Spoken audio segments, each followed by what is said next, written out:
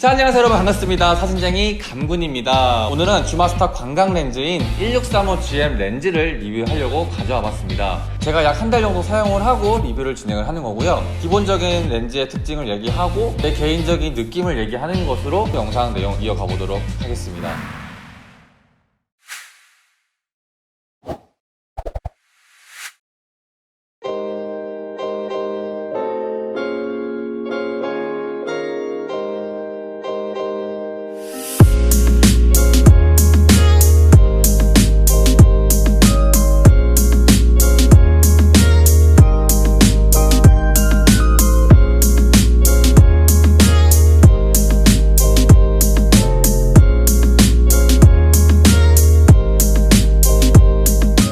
일단 이 앞에 있는 3개의 렌즈 중에서 이 렌즈가 1635GM 렌즈입니다. 그리고 여기는 2470GM 렌즈, 여기는 1635 사이즈 렌즈예요. 이 렌즈는 1635GM 렌즈보다 한 단계 아래의 렌즈입니다. 먼저 크기부터 살펴보면은 2470GM 렌즈보다는 조금 작고, 그 다음에 1635 사이즈 렌즈보다는 좀 크기가 큽니다. 화각을 변경해서 길이를 다시 한번 체크해보면 이 정도 길이가 변하고요. 2470에 비해서는 길이가 많이 늘어나지 않는 모습을 볼 수가 있습니다.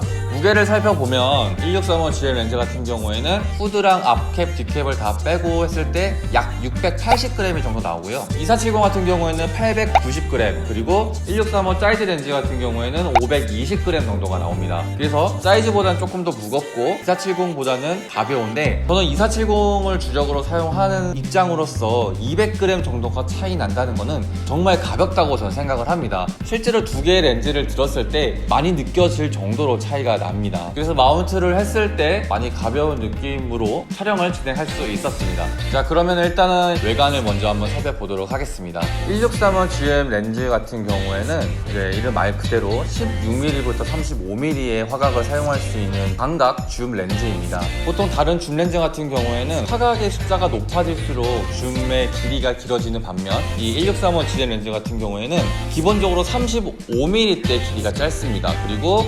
16mm로 화각의 숫자가 낮아질 때 줌 길이가 길어지는 모습을 볼 수가 있습니다. 렌즈 구경 같은 경우에는 2470과 같이 82mm의 필터를 착용할 수가 있고요. 그래서 2470과 호환이 가능합니다.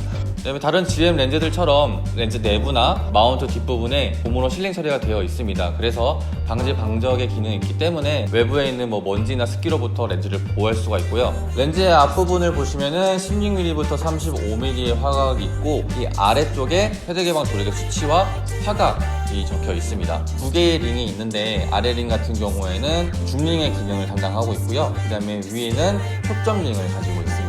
렌즈의 오른쪽 편을 보면은 소니 로고가 박혀 있고요. 반대면에는 소니 G 마스터 로고가 적혀 있고, 거기 아래에는 초점 고정 버튼이 있습니다. 이 초점 고정 버튼 같은 경우에는 다른 기능으로 커스텀할 수가 있는데 바디에 따라서 이 기능은 달라질 수가 있다는 점 항상 말씀드리고 있고요. 그리고 옆에 AF와 MF로 조절을 할 수 있는 버튼이 있습니다. 후드를 보시면 화형으로 되어 있고 벨벳으로 되어 있기 때문에 후드 안에서 도는 난반사를 막아주는 기능이 있습니다. 이쪽이 2470 렌즈의 후드고요. 그 다음에 이거는 1635GM의 렌즈 후드인데, 2470 렌즈 후드에 비해서 1635GM 렌즈는 후드 길이가 좀 더 짧은 것을 확인할 수가 있습니다.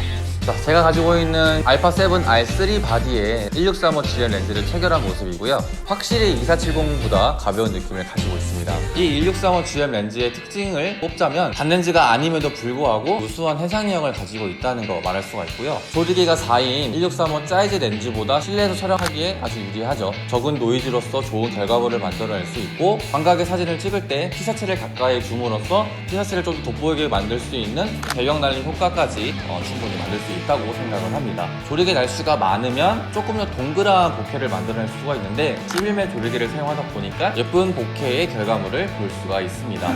저는 이 1635 렌즈를 촬영하면서 크게 세 장소를 촬영한 것 같아요. 일단은 넓은 화각으로 도시의 풍경을 촬영하는 것과 실내 촬영을 할 때, 그리고 카페에서 촬영을 할 때 크게 이 세 가지 촬영을 한 것 같아요. 이 16mm 촬영을 하기 때문에 제가 눈에 보이는 이 넓은 도시들을 담을 수 있어서 상당히 너무 좋은 촬영이 되었습니다. 그리고 실내 같은 경우에는 보통 24mm로도 담기가 어려운 공간이 있어요. 근데 16mm 담게 되면은 다 커버하기도 하고, 그리고 이 공간이 상당히 넓어 보이는 효과를 가지고 있습니다. 공간을 좀 현실적으로 나타내야 될 때는 피하는 부분이 좋겠지만 그런 게 아니라면은 공간을 한 번의 촬영에 담을 수 있어서 정말 편리하게 촬영을 했습니다. 그리고 카페에서 좀 많이 사용을 했는데 2.8이다 보니까 아무래도 4의 조리기보다는 좀 더 적은 노이즈로 결과물을 만들어낼 수가 있었고요. 그리고 이제 음식들을 촬영을 하면서 16mm를 촬영할 때 이 공간적인 거리감을 이용해서 좀 많이 촬영을 했는데 이게 정말 재미있었던 것 같아요. 촬영에 이제 외곽 쪽으로 오게 되면은 그 거리감이 좀 더 극대화가 되는 느낌을 가지고 있습니다.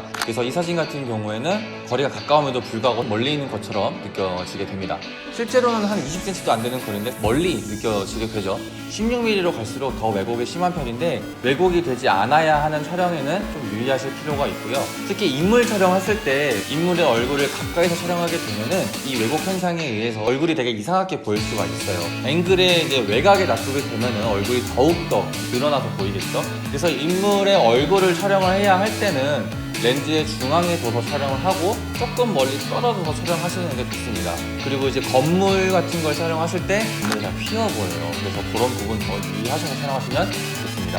그 다음에 이제 최대 개방을 했을 때 메인 피사체 거리가 가깝게 되면서 배경을 좀 더 쉽게 날릴 수 있다 보니까 광각임에도 불구하고 좀 더 감성적인 느낌을 가질 수가 있어서 더 좋았던 것 같아요. 물론 1635 사이즈 렌즈도 되게 좋은 렌즈지만 저는 이 최대 개방이 포커스 효과를 정말 무시하지 못한다고 생각을 합니다. 그래서 만약에 돈만 좀 받쳐준다면 1635를 살 것 같아요.